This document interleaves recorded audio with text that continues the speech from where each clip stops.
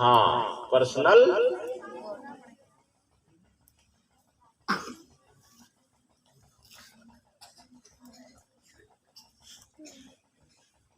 फिर क्या आता है? एम्प्लॉयमेंट, रिसोर्स, संसाधन, जैसे खेती बाड़ी, जमीन जायदाद, ये रिसोर्स में है। पेड़ पौधे, बाग, ये क्या है? रिसोर्स में। और भी रिसोर्सेस हैं, रिसोर्स। और इसके बाद क्या आएगा?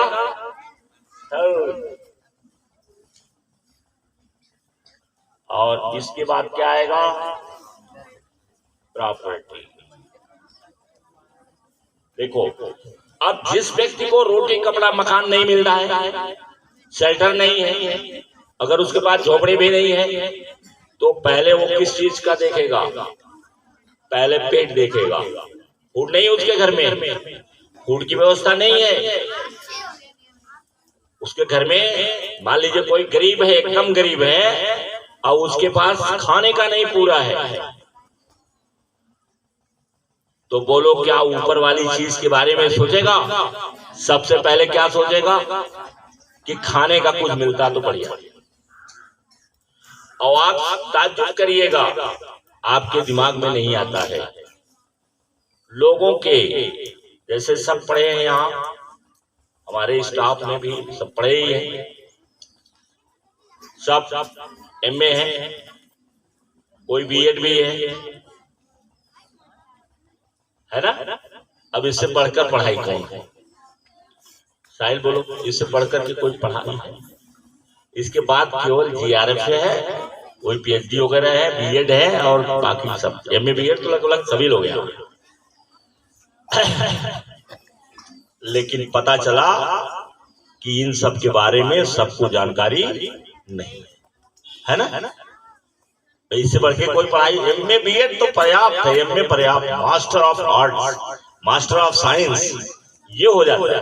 इसके बाद तो डिग्रियां हैं सब, बीएड है, एमएड है, पीएचडी है, क्या क्या है, अब जीआरएफ निकालिए, ये करिए, ये सब डिग्रीज हैं अलग की जो एम्प्लॉयमेंट देती है, तो सबसे बड़ा है। लेकिन क्या हम जानते हैं इस चीज को? अभी बता रहा हूं, क्या कह रहा हूं। जैसे हमारे देश में 40% लोग गरीबी रेखा के नीचे रहते हैं, और उन्हें अगर पूछो उनसे कि व्हाट इज डेमोक्रेसी, डेमोक्रेसी क्या है, लोकतंत्र क्या है, फ्रीडम, स्वतंत्रता क्या है, क्या उनको पता है?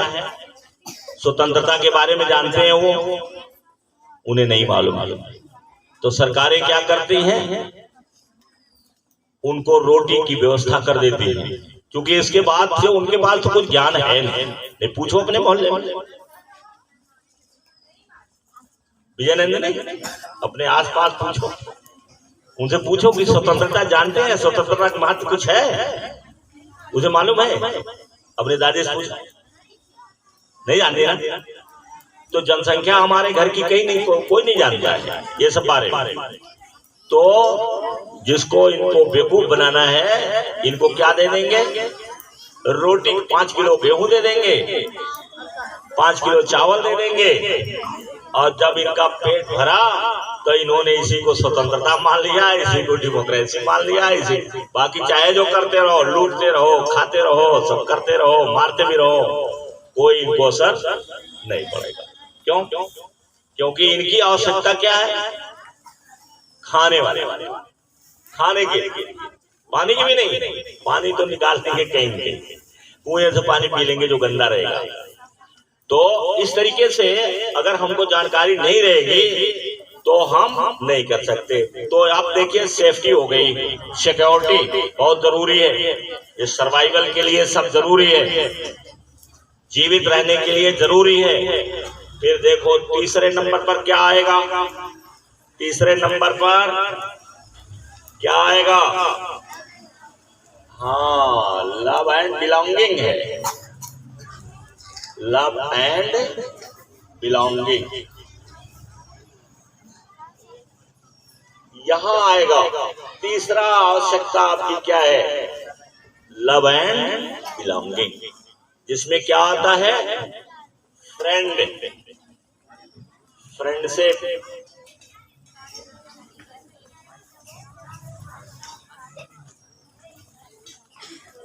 फ्रेंडशिप, इंटीमेसी,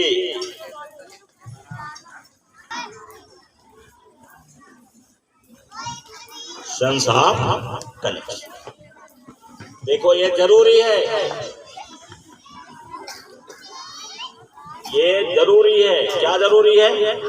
देखो हर व्यक्ति कोई न कोई फ्रेंड रखता है, जिस तरीके का वो होता है वैसे फ्रेंड ढूंढ लेता है, क्योंकि वो आवश्यकता उसकी है। आपको कोई दुख होगा या खुशी होगी तो किसको बांटने जाओगे? जो आपका फ्रेंड होगा। इंटीमेसी माने गहरा संबंध, किसी न किसी से आपका गहरा संबंध रहेगा।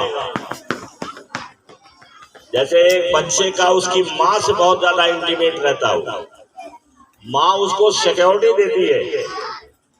अगर उसे कोई तकलीफ होती है, कोई दुख होता है, तो वो चिल्लाता है, रोता है बच्चा। और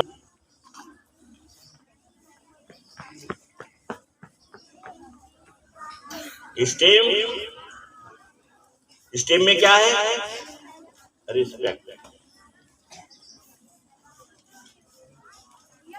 रिस्पेक्ट है, सेल्फ स्टीम बहुत इंपॉर्टेंट है कोई भी उद्देश्य को प्राप्त करने के लिए। सेल्फ स्टीम, हाँ, जितना हाई रहेगा कॉन्फिडेंस भी इसी में आएगा। कॉन्फिडेंस, देखो जब ये सही रहेगा नीचे वाला, तब ये आएगा, और जब ये ठीक हो जाएगा तो ये आएगा, और जब ये ठीक हो जाएगा तब ये आएगा। एक गरीब आदमी जिसको भोजन नहीं मिलता है, क्या वो रिस्पेक्ट की बात करेगा? गाली दे दीजिए लेकिन 5 किलो अनाज दे दीजिए सही, उसको कहां से रिस्पेक्ट की भावना आएगी? तो रिस्पेक्ट, सेल्फ एस्टीम, कॉन्फिडेंस, और क्या है?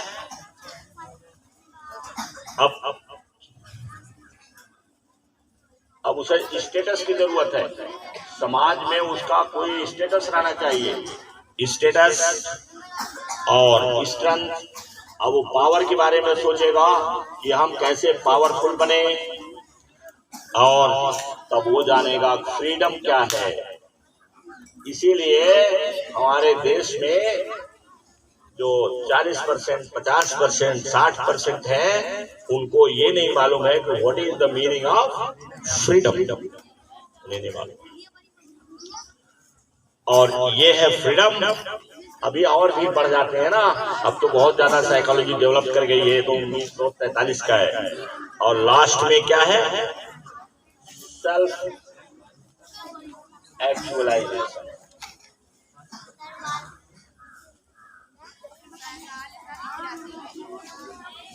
सेल्फ एक्चुअलाइजेशन माने आप कुछ होना चाहते हैं, आप कुछ बनना चाहते हैं, आप कुछ होना चाहते हैं कि हमारा ऐसे रहे, हम इस तरह से जाने जाएं।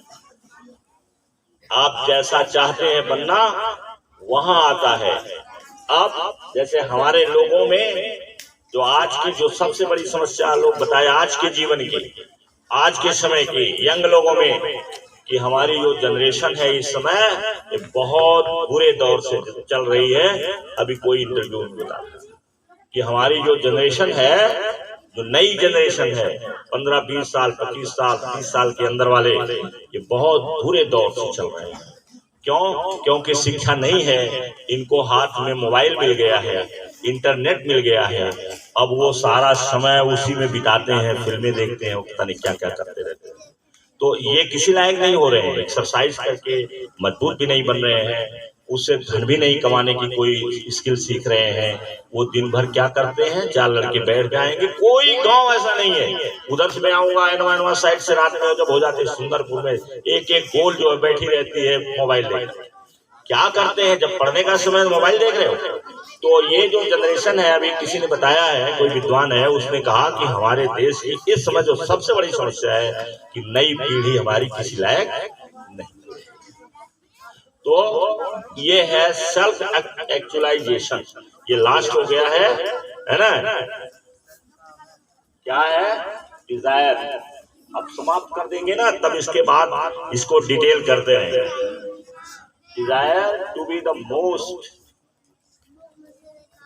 अब चूंकि एक पूरा हो गया, to be the most that one can be, that one can,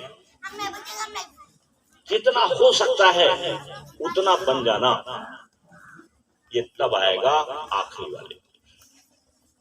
जब आपका 4 पूरा हो जाएगा तब आखिरी वाला आएगा, आखिरी में आएगा कि मैं जितना हो सकता है उतना बड़ा आदमी बन जाऊं, उतना बड़ा आदमी बन जाऊं। अंबानी सोचते हैं दुनिया का नंबर 1 आदमी, अभी दूसरे तीसरे चौथे पर होंगे, सोचते हैं हम नंबर 1 पर होगा। नंबर 1 पर बनने के लिए झगड़े चलते हैं। जब बेजाज सोचते हैं मैं नंबर 1, बिल गेट्स सोचते हैं कि मैं नंबर 1, तो अंबानी सोचते हैं मैं नंबर, तो उनसे पीछे रहने वाले अडानी नहीं है। अडानी तो नंबर 2 के हो ही गए, चाहे वो बेईमानी करना पड़ा, ईमानदारी से काम करना पड़े, कैसे भी करना पड़े, तब वहां लोग पहुंचते। समझ रहे हो ना? उसी तरह से बॉडी बिल्डिंग में है, जैसे श्वासनगर है, उसने क्या है, कितने बार चैंपियन बन गया? 18 बार चैंपियन बना था।